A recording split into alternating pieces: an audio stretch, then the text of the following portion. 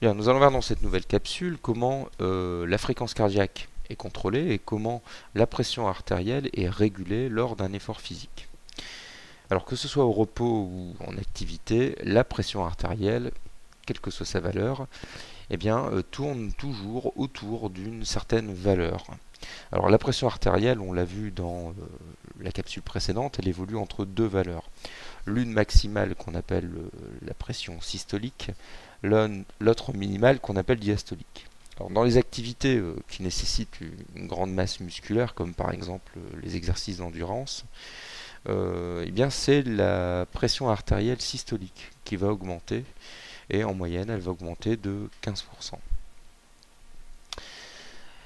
Quand cette valeur a augmenté, on voit qu'elle va peu varier autour de cette nouvelle valeur de stabilisation, et ça va correspondre à ce qu'on appelle une valeur de consigne, qui est donc légèrement supérieure en activité à la valeur de consigne de repos. Donc la pression artérielle est une valeur qui va être régulée, puisqu'elle doit rester relativement stable. Alors, l'augmentation de la pression artérielle systolique, elle va s'expliquer essentiellement par l'augmentation du débit cardiaque. En effet, elle permet d'assurer un débit suffisamment rapide dans tout le système vasculaire, jusque dans les capillaires les plus périphériques, et par là même, elle va permettre d'approvisionner les tissus qui sont en activité.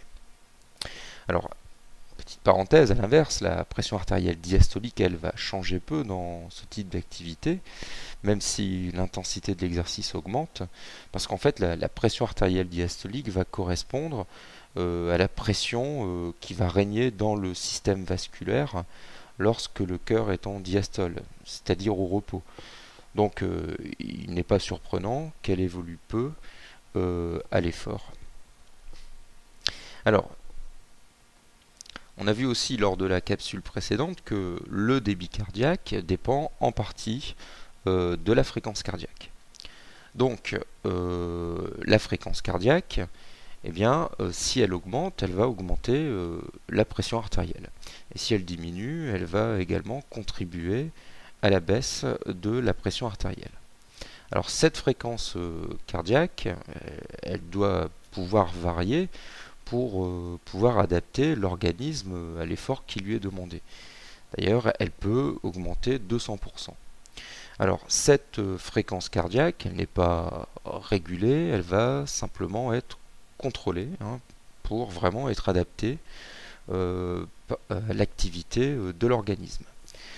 Alors, cette fréquence cardiaque, elle ne va pas être due à un mécanisme qu'on va voir en dessous, qui va permettre de contrôler la pression artérielle, ce qu'on va appeler le baroréflexe, mais va dépendre d'autres mécanismes, dont certains que vous verrez un petit peu plus tard, et notamment le cortex moteur.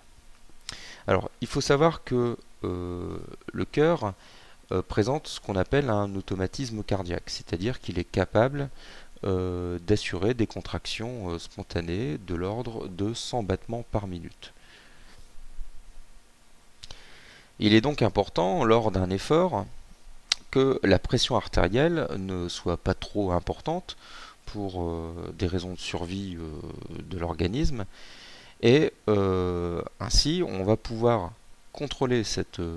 réguler cette pression artérielle en jouant sur la fréquence cardiaque, par exemple. Alors, ce système qui permet de réguler la pression artérielle, c'est un système réflexe qui fait intervenir le système nerveux. On va appeler ceci la boucle de régulation de la pression artérielle, ou tout simplement donc le baroréflexe. Alors, le baroréflexe, c'est un mécanisme qui fait intervenir différents acteurs. Donc on a ici le schéma général qu'on va retrouver dans tout un certain nombre de réflexes ou de boucles de régulation. Tout d'abord, il faut pouvoir repérer quelle est la perturbation du milieu intérieur. Donc nous, en l'occurrence ici, ça va être une modification de la pression artérielle. C'est ce qu'on va appeler le stimulus. Dans l'organisme, il faut qu'il y ait des récepteurs qui détectent cette variation de stimulus.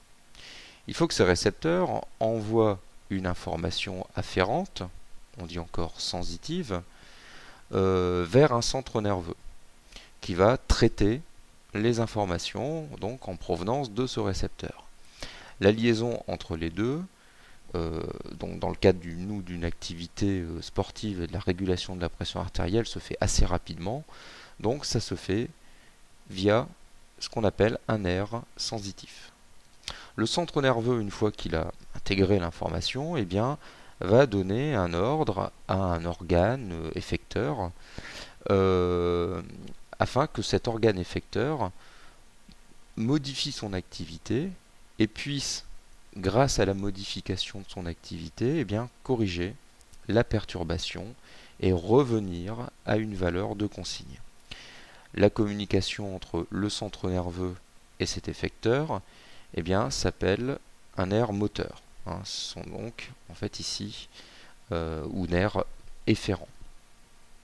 Alors quels sont les acteurs ici de cette boucle de régulation de la pression artérielle ou du baroréflexe? Alors le facteur qui va s'éloigner de sa valeur de consigne, nous, ça va être la pression artérielle ici. Les récepteurs eh bien, sont de deux types. Ils vont être situés ici, donc dans la crosse aortique. Il s'agit donc de petites cellules nerveuses ici, et de cellules qui se trouvent dans la carotide, au niveau aussi d'un petit renflement, on va l'appeler le sinus carotidien. Alors ils détectent toute dilatation ici de ces artères. Ils sont donc sensibles donc à la pression. On va les appeler des barorécepteurs. Donc nos récepteurs sont des barorécepteurs.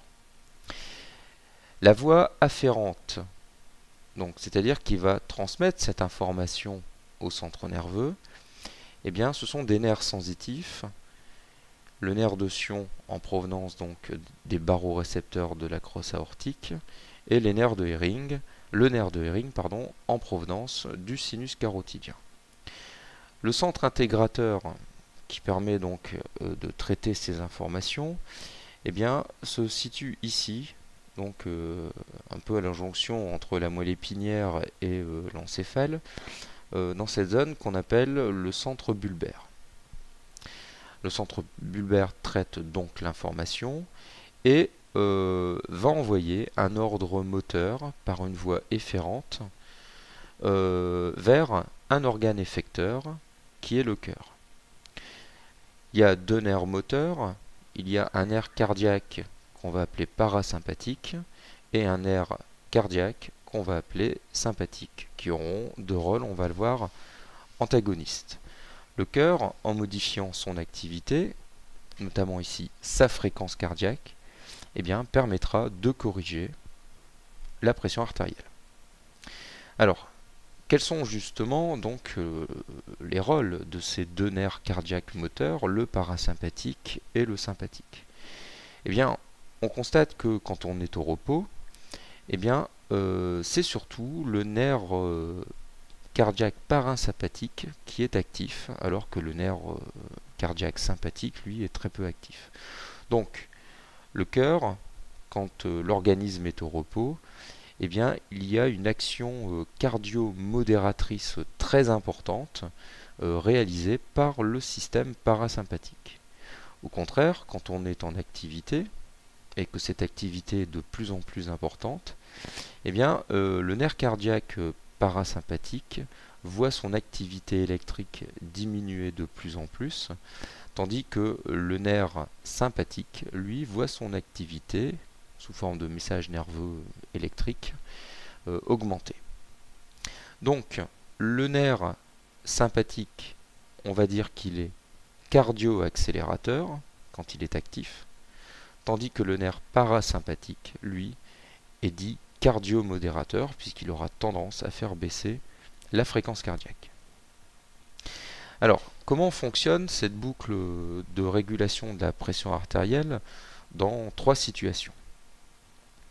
Alors, quand la pression artérielle est autour de la valeur de consigne, une valeur normale comme par exemple 12,8, eh bien on constate, comme on l'a vu dans le schéma précédent, que c'est surtout une action cardio-modératrice du nerf parasympathique qui domine.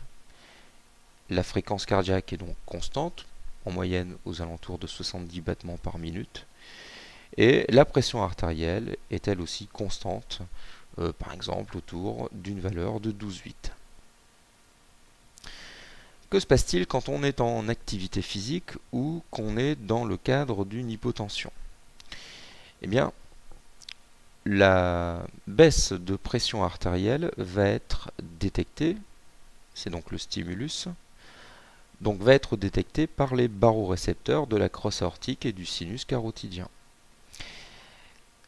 Ces barorécepteurs vont envoyer un message vers le centre bulbaire et informer le centre bulbaire de cette diminution de la pression artérielle. Le centre bulbaire va alors donc intégrer ces deux données et va augmenter l'activité du nerf cardiaque sympathique et diminuer l'activité du nerf cardiaque sympathique, ce qui aura pour conséquence d'augmenter la fréquence cardiaque et donc d'augmenter la pression artérielle. Alors ce qu'il faut comprendre, c'est que lors d'un effort, la valeur de consigne de la pression artérielle est supérieure à la valeur de repos. Donc l'augmentation dès qu'on démarre un exercice, eh bien, le centre bulbaire va essayer d'atteindre cette valeur de pression artérielle. Donc, entre autres, en augmentant la fréquence cardiaque. Dans le cas d'une hypertension, eh bien, le stimulus, c'est donc la dilatation, ici, la tension exercée sur la paroi des artères qui est détectée par les barorécepteurs. Cette augmentation d'activité des barorécepteurs provoque des messages nerveux sensitifs bien plus importants vers le centre bulbaire. Le centre bulbaire intègre ces données comme étant une augmentation de pression artérielle et va donc envoyer des ordres pour diminuer cette pression artérielle. Pour ce faire, il va baisser par exemple va être à l'origine donc d'une baisse de la fréquence cardiaque en envoyant un message moteur par le nerf parasympathique qui va être très actif et par contre diminuer l'activité du nerf sympathique, ce qui aura pour conséquence une action cardio-modératrice très importante, la fréquence cardiaque va diminuer et la pression artérielle va diminuer et restera autour d'une valeur constante qui sera sa valeur de consigne. Donc en conclusion, eh bien, la fréquence cardiaque va être contrôlée par des paramètres que l'on n'a pas détaillés ici, mais la fréquence cardiaque va augmenter à l'effort. Toute activité physique nécessite aussi une pression artérielle un peu plus importante que celle de la valeur que l'on a au repos. Et c'est donc grâce à une boucle de régulation que cette pression artérielle va pouvoir s'adapter, va pouvoir augmenter pendant l'activité physique et se retrouver autour d'une nouvelle valeur de consigne qui sera supérieure à celle de la valeur de consigne de repos, ce qui permettra une bonne alimentation des muscles en dioxygène et en nutriments.